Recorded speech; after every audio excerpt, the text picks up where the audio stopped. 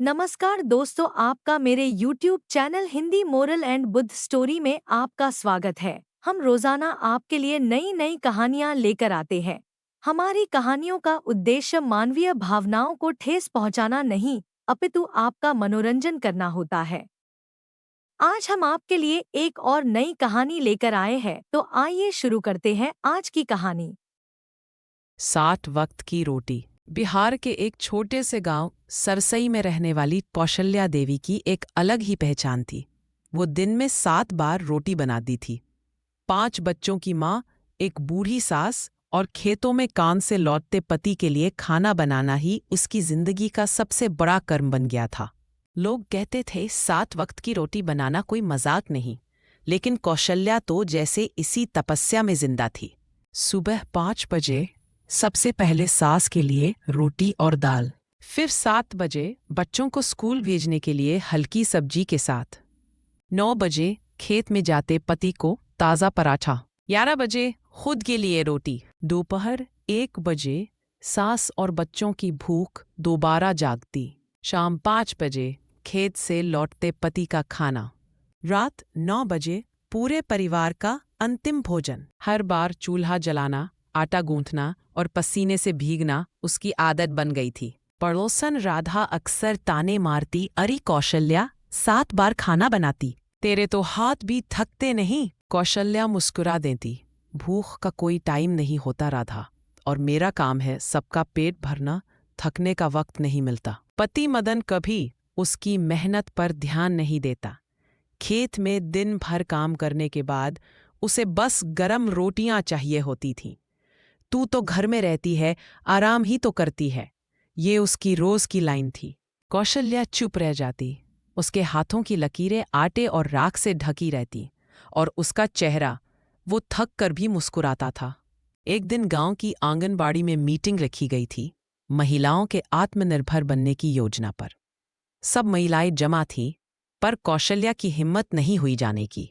उसे लगा, मैं तो सिर्फ रोटियां बनाती हूं, कौन सा हुनर मेरे पास है। लेकिन आंगनबाड़ी की दीदी ने जब कहा घर चलाना सबसे बड़ा हुनर है, तो कौशल्या का सीना चौड़ा हो गया। उसने हिचकते हुए कहा, मैं 7 बार रोटी बनाती हूँ सबके टाइम पर, अगर कुछ और करूं तो घर बिगड़ जाएगा।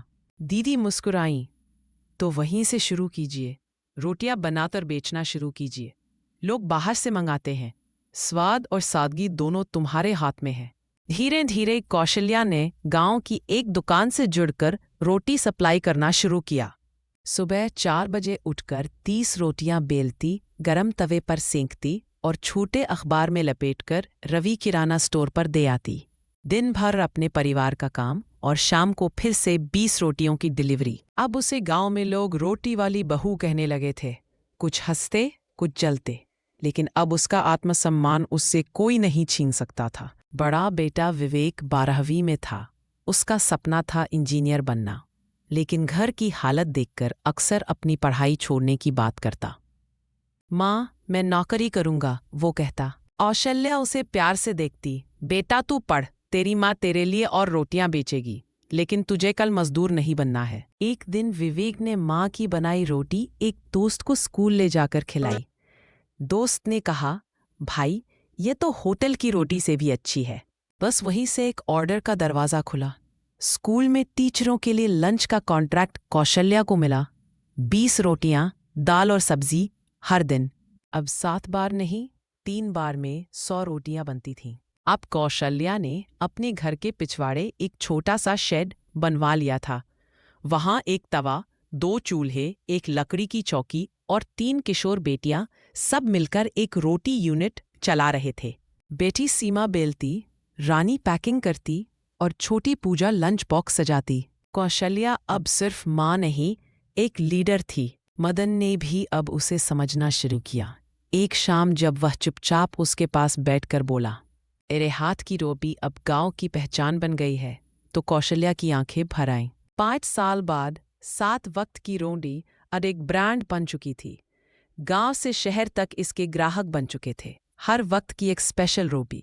1 सुबह की तुलसी रोटी, 2 बच्चों की भरवा पराठा, 3 खेत मजदूरों के लिए बाजरे की रोटी, 4 बूढ़ों के लिए मुलायम रोटी, 5. ऑफिस वालों के लिए टिफिन रोटी. 6. शाम की चटपटी मिक्स रोटी. 7.